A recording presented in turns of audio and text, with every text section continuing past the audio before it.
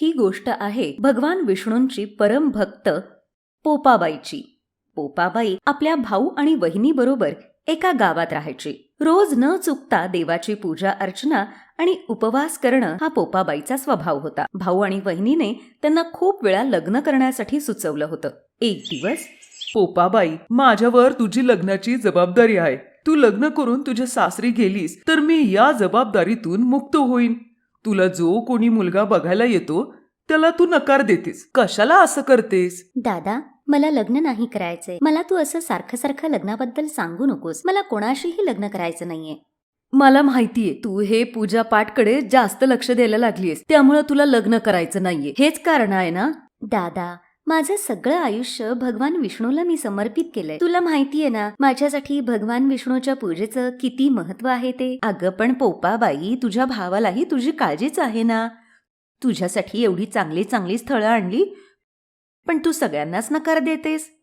दादा वहिनी, तुम्ही माझी काळजी करू नका. मी कधीही लग्न करणार नाही. मी ठरवलंय की गावाबाहेर एक झोपडी बांधून मी तिथेच राहीन. माझं आयुष्य मी त्या झोपडीतच काढीन. आणि दादा, तू मला अडवू नकोस. मला विष्णूची भक्ती करून अपार सुखशांती मिळते. मी त्यांचाच जप करत करत माझा शेवटचा श्वास घेईन. मग पोपाबाईने गावाबाहेर एक झोपडी बांधली आणि तिथे राहू लागली. पोपाबाई अशी गावाबाहेर झोपडीत राहू लागल्यामुळे गावकरी सगळेच तिची चौकशी करू लागले. पोपाबाई, काय झालं? तू अशी गावाबाहेर झोपडी बांधून का राहतीयेस? मला एकांतात राहून विष्णू भगवानची भक्ती करायची आहे, म्हणून मी इथे झोपडी बांधली. आता तुम्ही सगळेजण तुमची गाय वासरं माझ्या इथे झोपडी जवळ आणून बांधू शकता. मी त्या गाय वासरांकडे लक्षही देईन आणि त्या बदल्यात तुम्ही मला उरलं सुरलं जे काही खायला द्याल ते मी आनंदाने खाईन. पोपाबाई, तू खरंच महान आहेस. तू खरी ईश्वर भक्त आहेस. मग त्या दिवसानंतर गावकरी पोपाबाईच्या झोपडीबाहेर आपल्या गाय वासरांना चारा चरण्यासाठी सोडू लागली. तेव्हा पोपाच हळूहळू असेच काहीसे दिवस गेले. एक दिवस पोपाबाई आपल्या घरात पूजा करत होती. तेव्हाच त्या राज्याचा राजा जंगलात शिकार करायला निघाला होता. आम्हाला खूपच तहान लागलीये. तिथे समोर कोणाची तरी झोपडी दिसतीये. तिथे पाणी मिळू शकेल. कोणी आहे का आत? कोणी राहतंय का इथे? अरे, आतून तर कोणाचा आवाज येत नाहीये. दार वाजवून बघतो. कोण आहे? एवढं जोरजोरात दार वाजवतंय. इतका गोड आवाज. कोणी सुंदर कन्या आतमध्ये आहे वाटतं. तिच्या आवाजाने तर मी मंत्रमुग्ध झालो. मला हिच्याशी लग्न करून हिला माझी राणी बनवायला नक्कीच आवडेल. राजा, मी कुठल्याही परपुरुषाचं तोंड नाही बघत, त्यामुळे तुम्ही इथून निघून जा. तुझी एवढी हिंमत की तू या राज्याच्या राजाला नकार देतीयस? आता तर मी तुला जबरदस्ती उचलून माझ्या महालात घेऊन जाईन. राजा पोपाबाईच्या झोपडीत घुसून जबरदस्ती पोपाबाईला आपल्या रथात बसवून आपल्या महालात घेऊन जातो. महालात गेल्यावर पोपाबाई राजावर खूप चिडते आणि ती भरलेल्या दरबारात त्याला शाप देते. हे राजा, तू मला जबरदस्ती तुझ्या महालात तर घेऊन आलायस, पण मी तुला कधीही मिळू शकणार नाही. मी तुला शाप देते. तुझं सगळं राज्य जाईल. तूही राहणार नाहीस. पोपाबाईच्या तोंडातून निघालेला शाप ऐकून राजा घाबरून जातो. त्याला जणू चेतावणीच मिळाली होती. राजाच्या दोन्ही राण्यांनी त्याला खूप समजावून सांगितलं, महाराज, ही पोपाबाई कोणी साधारण बाई नाहीये. ती विष्णूची निष्ठावान परमभक्त आहे. तुम्ही कदाचित तिच्या चेहऱ्यावरचं तेज नाही पाहिलं. तिच्या शापाने आपलं पूर्ण राज्य उद्ध्वस्त होण्याआधी तुम्ही तिला तिच्या झोपडीत सोडून या. तुम्ही यासाठी अजिबात उशीर करू नका. हो महाराज, मोठ्या राणीसाहेब बरोबर बोलतायत. अशा निष्ठावान परम विष्णुभक्त पोपाबाईच्या शापामुळे आपलं राज्य नष्ट होऊन जाईल. तुम्ही तिला पुन्हा तिच्या घरी सोडून या. दोन्ही राण्यांच्या सांगण्यावरून राजा पुन्हा पोपाबाईला तिच्या झोपडीत सोडायला जातो. रस्त्यात एक नदी लागली आणि त्या नदीच्या पुलावरून जात असताना तो पूल कोसळला आणि राजा नदीत खाली पडला. देवाने स्वतःच राजाला त्याच्या पापाची शिक्षा दिली.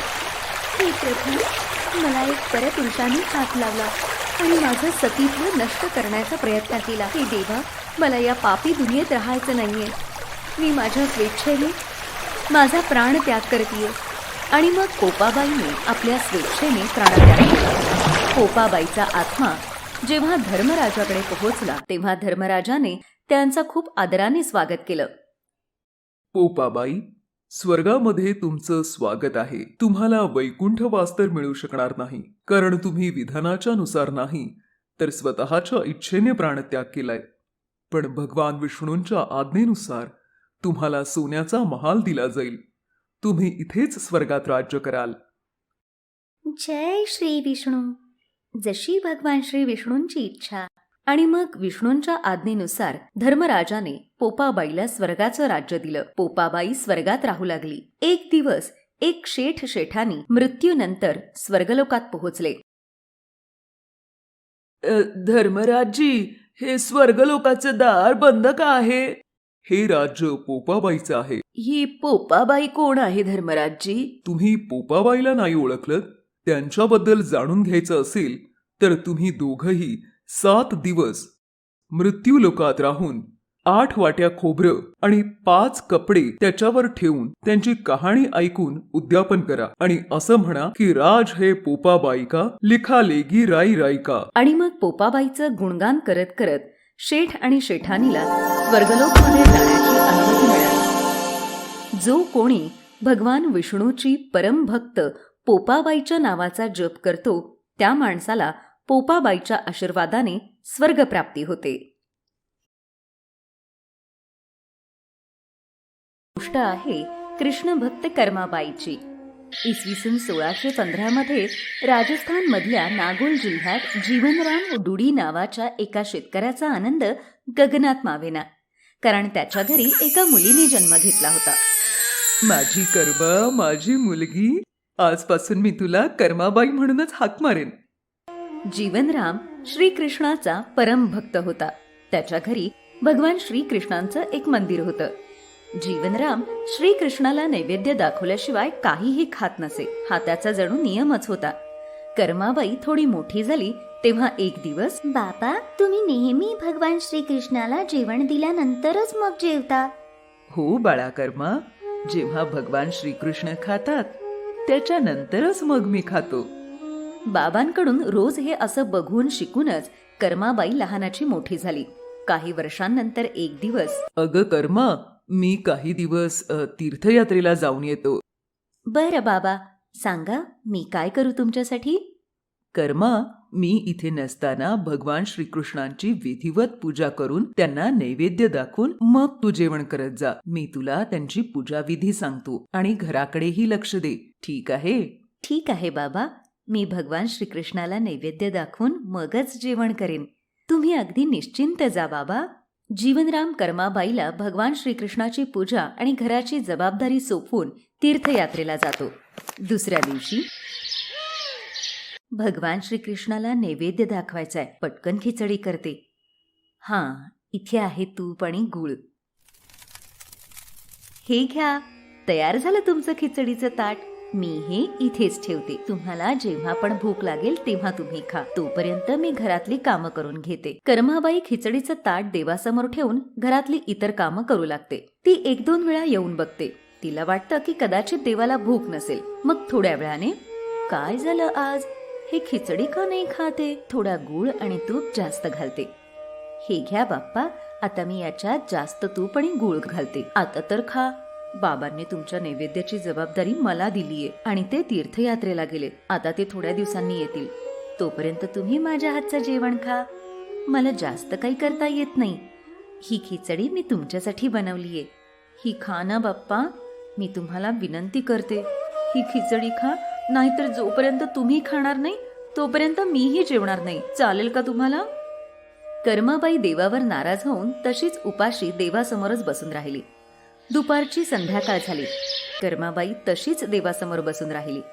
भगवान श्रीकृष्णांनी जेव्हा पाहिलं की कर्माबाई हट्ट धरून बसलीये तेव्हा त्या मूर्तीमधून आवाज आला, कर्माबाई, कर्माबाई, तू पडदा तर लावलाच नाहीस.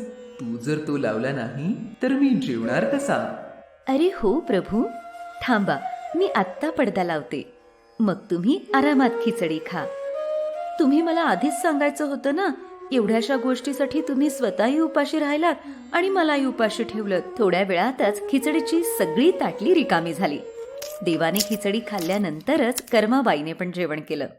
आता तर अगदी नित्यनेमाने कर्माबाई लवकर उठून देवासाठी नैवेद्य करायची आणि नैवेद्य दाखवून पडदा लावून तिथेच देवासमोर बसून राहायची. थोड्या वेळाने पूर्ण ताट संपून जायचं. मला वाटतंय बाप्पाला सकाळी लवकर भूक लागत असावी. उद्यापासून सगळ्यात आधी मी नैवेद्य तयार करीन, मग माझं आवरीन आणि मग घरातलं इतर काम करेन. हेच ठीक राहील. आता तर कर्माच्या हातची खिचडी भगवान श्रीकृष्ण अगदी आवडीने खायचे आणि सगळं ताट रिकामं व्हायचं. काही दिवसांनी कर्माचे वडील तीर्थयात्रेहून परत येतात. कर्मा बाळा, कशी आहेस तू? बाबा, मी छान आहे. बाबा, तुम्ही गेल्यानंतर पहिल्या दिवशी तर देवाने जेवण करायला खूपच नखरे केले. एकदम संध्याकाळ झाल्यानंतरच त्यांनी खाल्लं आणि आता तर भगवान श्रीकृष्ण सकाळी सकाळीच माझ्या हातची खिचडी खातात. मी सगळ्यात आधी त्यांना नैवेद्य दाखवते आणि त्यांचं खाऊन झाल्यावरच मी दुसरं काम करते. हे कृष्ण मुरारी, तुमची लीला कोण जाणे. मी तीर्थयात्रेत तुम्हाला शोधत होतो आणि तुम्ही इथे माझ्या घरातच विराजमान होतात. तुम्ही धन्य आहात प्रभू. जय हो प्रभू की. तुझ्यासारखी मुलगी मला आहे. मी खरंच खूप नशीबवान आहे. आतापासून तूच देवाला नैवेद्य दाखवत जा. ते तू दाखवलेला नैवेद्य अगदी आवडीने खातात. आतापासून तूच भगवान श्रीकृष्णाची सेवा करत जा बाळा. हे सगळं ऐकून कर्माबाई खूप खुश होते. आता कर्माबाई नियमानुसार त्यानंतर कर्माबाई आपली घरातली इतर सगळी कामं करायची. एका सकाळी, आई, मला खायला मिळेल का काही? मला खूप जोरात भूक लागलीये. हो, ये बाळा, इथे बस. मी आत्ताच देवाला नैवेद्य दाखवलाय. घे, ही खिचडी खा बाळा. आवडली का तुला खिचडी? अजून देऊ का? बास बास आई, माझं पोट भरलं. मज्जा आली तुझ्या हातची खिचडी खाऊन. आई, मी ही चविष्ट खिचडी खायला उद्या पण येऊ शकतो का? उद्याच का बाळा? तू रोज माझ्याकडे खिचडी खायला येत जा. कर्माबाईच्या त्या झोपडीत स्वतः जगन्नाथ स्वामी लहान मुलाच्या रूपात खिचडी खायला आले होते. रोज कर्माबाई जेव्हा देवाला खिचडीचा नैवेद्य दाखवायची तेव्हा तो मुलगाही खिचडी खायला यायचा. एक दिवस, कर्माबाई, आंघोळ न करता देवाला नैवेद्य दाखवणं उचित नाही. तू रोज सकाळी उठल्यानंतर आधी स्नान करून मग विधिवत देवाची पूजा करून झाल्यानंतरच देवाचा नैवेद्य करत जा. ठीक आहे साधू बाबा, मी स्नान करून मगच नैवेद्य करीन. साधू बाबांच्या सांगण्यावरून कर्माबाई आंघोळ करून विधिवत पूजा झाल्यानंतरच प्रसाद बनवायची. या सगळ्यामुळे तिला खूप उशीर व्हायचा, पण तो मुलगा मात्र आपल्या वेळेतच खिचडी खायला यायचा. आई, खिचडी दे ना आणि लवकर दे. मला खूप भूक लागली आई. थोडा वेळ थांब बाळा, आत्ता देते. तो छोटा लहान मुलगा म्हणजे जगन्नाथ स्वामी पटापट खिचडी खाऊन हात तोंड न धुता तसेच निघून जायचे. तेव्हा तिथले पुजारी, जे मंदिरात खूप पूर्वीपासून पूजा करायचे, ते म्हणाले, हे जगन्नाथ महाराजांच्या तोंडावर खिचडी कशी काय लागलीये? कित्येक दिवसापासून मंदिरात तर खिचडीचा नैवेद्यही नाही दाखवलेला. मग ही देवाच्या तोंडाला खिचडी कशी काय लागली? हे प्रभू, ही कसली लीला आहे तुमची? त्या रात्री जगन्नाथ स्वामी पुजारीच्या स्वप्नात येतात. माझी भक्त कर्माबाई, जी पुरीमध्येच राहते, ती रोज सकाळी लवकर उठून अगदी प्रेमाने भक्तिभावाने खिचडी बनवून त्याचा नैवेद्य दाखवते. मी रोज सकाळी लवकर तयार होऊन कर्माबाईची खिचडी खायला जातो. मला कर्माबाईच्या हातची खिचडी खूप आवडते. पण एका साधू बाबांनी तिला स्नान करून विधिवत पूजा झाल्यानंतरच नैवेद्य दाखवायला सांगितलं. आता कर्माबाई स्नान पूजा झाल्यावरच मला खिचडी देते. या सगळ्यासाठी तिला खूप वेळ लागतो. मला खूप भूक लागते. भक्तगण इथे माझी वाटही पाहत असतात, म्हणून मी लवकर लवकर खिचडी खाऊन हात तोंड न धुता तिथून तसाच परत येतो. जगन्नाथ स्वामींचं स्वप्नातलं हे अद्भुत बोलणं ऐकून पुजारी सगळीकडे त्या साधूंचा शोध घेऊ लागतो आणि साधू भेटल्यानंतर त्यांना सगळा प्रकार सांगतो. साधू घाबरतो आणि कर्माबाईकडे जातो. कर्माबाई, तू भगवान श्रीकृष्णाची परमभक्त आहे. तुझ्यासाठी नियमांची काहीही गरज नाही. तू तुझ्या निस्वार्थी प्रेमाने लवकर उठून देवासाठी आधी जसा नैवेद्य तयार करायचीस तसाच तू आताही करत जा. ठीक आहे साधू बाबा. आता मी सकाळी आधीप्रमाणेच देवाचा नैवेद्य करत जाईन. मग कर्माबाई पूर्वीसारखेच कृष्ण बाप्पाला नैवेद्य दाखवून त्या मुलाला मोठ्या प्रेमाने खिचडी खाऊ घालायची. हे असं खूप वर्ष चालूच राहिलं होतं. शेवटी एक दिवस कर्माबाईला स्वर्गवास होतो. हे प्रभू, आज आमच्याकडून काही चूक झाली का? आज तुमच्या डोळ्यात या अश्रुधारा कशा काय प्रभू? हे भगवान जगन्नाथ स्वामी, आमच्याकडून काय अपराध झाला की तुम्ही असे दुःखी झालात? त्याच रात्री स्वामी जगन्नाथ राजा आणि पुजारीच्या स्वप्नात येतात आणि सांगतात की त्यांची परमभक्त कर्माबाई स्वर्गवासी झालीये. आता त्यांना रोज सकाळी खिचडी कोण खायला घालणार, हेच माझं दुःख आहे. दुसऱ्या दिवशी पुजारीजी, जे स्वप्न तुम्हाला पडलं तेच मलाही पडलं. भगवान जगन्नाथ स्वामींची परमभक्त कर्माबाई आता या लोकातून मुक्त झालीये. माझी इच्छा आहे की आजपासून रोज कर्माबाई सारखी खिचडी बनवून त्याचाच नैवेद्य स्वामींना दाखवला जावा, ज्यामुळे जगन्नाथ स्वामींना त्यांची कमतरता भासणार नाही. ठीक आहे महाराज, यापुढे असंच होईल. त्या दिवसानंतर असं म्हणतात की जगन्नाथ स्वामींना सकाळी सकाळी केवळ बाजरीच्या खिचडीचा नैवेद्य दाखवला जायचा. कर्माबाईच्या नावाने बनलेल्या बाजरीच्या खिचडीच्या नैवेद्याची प्रथा आजही तिथे सुरू आहे. Thanks for watching.